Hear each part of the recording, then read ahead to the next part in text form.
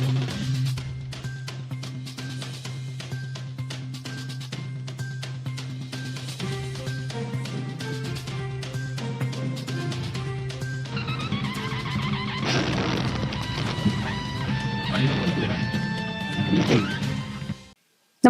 आपण पाहता हिरकणी न्यूज.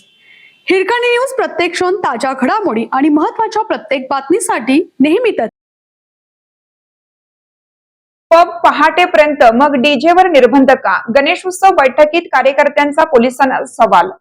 पुणे शहरातील पब आणि बार पहाटेपर्यंत बिनदिक्कत सुरू राहतात, तेव्हा पोलिसांना नियम आठवत नाहीत का?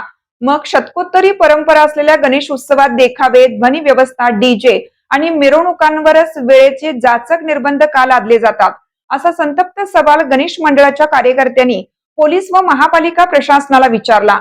गणेश उत्सवाच्या पूर्वतयारीच्या संयुक्त बैठकीत नियमांच्या दुटप्पीपणावरून कार्यकर्त्यांनी पोलीस प्रशासनाला चांगलेच धारेवर धरलं.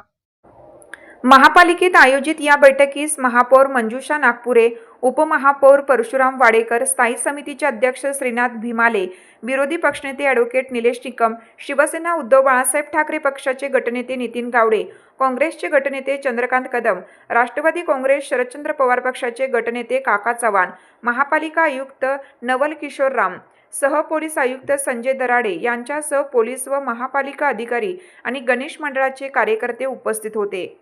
बैठकीत कार्यकर्त्यांनी पोलिसांच्या कार्यपद्धतीवर तीव्र रोष व्यक्त केला. पार्ट्यांनी पब संस्कृतीला सूट आणि भाविकांच्या श्रद्धेच्या उत्सवावर निर्बंध हा कोणता न्याय, असा जाब विचारत दहीहंडी व गणेश उत्सवात रात्री 12 वाजेपर्यंत आणि विसर्जन मिरवणुकीच्या दिवशी शेवटपर्यंत डीजे व ध्वनी व्यवस्थेला परवानगी देण्याची जोरदार मागणी करण्यात आली. युवा सेनेचे शहर अधिकारी युवराज पारिक यांनी आक्रमक भूमिका मांडत पोलिसांकडून हद्दीच्या नावाखाली कार्यकर्त्यांची अडवणूक केली जाते. कडक निर्बंधामुळे मंडळांनी जिवंत देखावे करणे बंद केले असून केवळ विद्युत रोषणाई उरली आहे. हा उत्सव पूर्णपणे निर्बंधमुक्त करावा अशी मागणी केली. शिवसेना पुणे सहसंपर्क गजानन थरकुडे यांनी निर्बंधमुक्त उत्सवाच्या मागणीला पाठिंबा दिला, तर ॲडव्होकेट रुपाली ठोंबरे यांनी नियम बदलून कार्यकर्त्यांवर गुन्हे दाखल करणे थांबवावे असा इशारा दिला.